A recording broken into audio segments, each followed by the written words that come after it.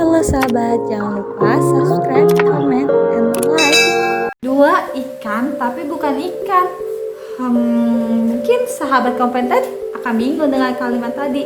Video kali ini dibuat untuk meluruskan opini masyarakat yang beredar tentang hewan tanda kutip ikan.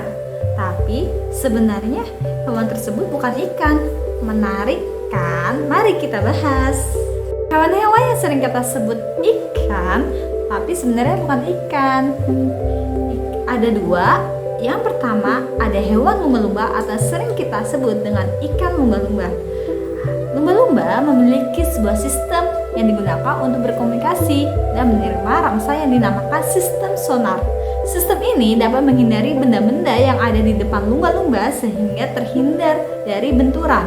Teknologi ini kemudian diterapkan dalam pembuatan radar kapal selam. Bayi lumba-lumba yang baru lahir akan dibawa ke permukaan oleh induknya agar bisa menghirup udara. Lumba-lumba perlu naik ke permukaan untuk bernapas supaya tetap hidup. Lumba-lumba bernapas melalui lubang udara yang terletak di atas kepalanya. Tubuhnya yang licin dan ramping sangat sesuai untuk berenang. Induk lumba-lumba menyusui anaknya dengan susu yang gurih dan menyediakan energi bagi anaknya supaya cepat besar.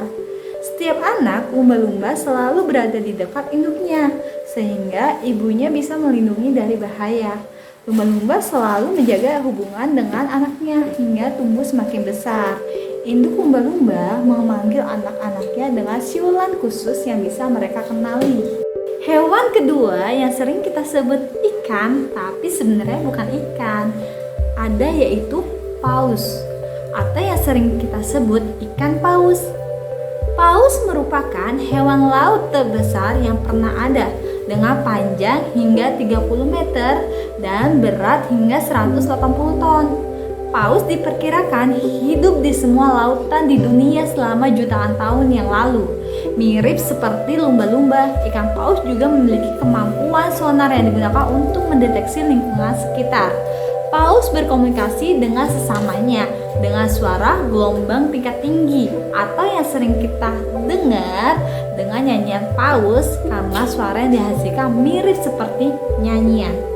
Nah, kenapa hewan lumba-lumba dan paus sebenarnya tidak dikategorikan sebagai ikan? Meskipun kedua hewan tadi hidupnya di dalam air sama seperti ikan-ikan yang lainnya. Alasannya adalah kedua hewan tersebut masuk ke dalam kategori mamalia berdasarkan ciri-ciri mamalia pada kedua hewan tersebut. Berikut adalah ciri-cirinya. Yang pertama, pernapasan. Paus dan lumba-lumba sama-sama bernapas menggunakan paru-paru, sedangkan kelas ikan bernapas dengan insang. Hal inilah yang menyebabkan paus dan lumba-lumba harus sesekali berenang ke permukaan untuk mengambil nafas. Meskipun kedua hewan tersebut bisa berada di bawah air dalam waktu yang cukup lama. Lalu, mengapa kedua hewan tersebut tidak hidup di darat saja? Jawabannya adalah kedua hewan tersebut memiliki kulit yang basah. Jika kedua hewan tersebut berada di darat dalam waktu yang lama, maka tubuhnya akan kering dan mengalami dehidrasi hingga berujung kematian.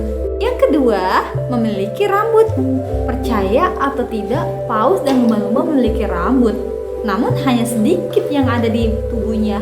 Namun, bisa dipastikan paus dan lumba-lumba dewasa akan memiliki rambut tipis yang tumbuh di beberapa bagian tubuhnya. Yang ketiga, berdarah panas.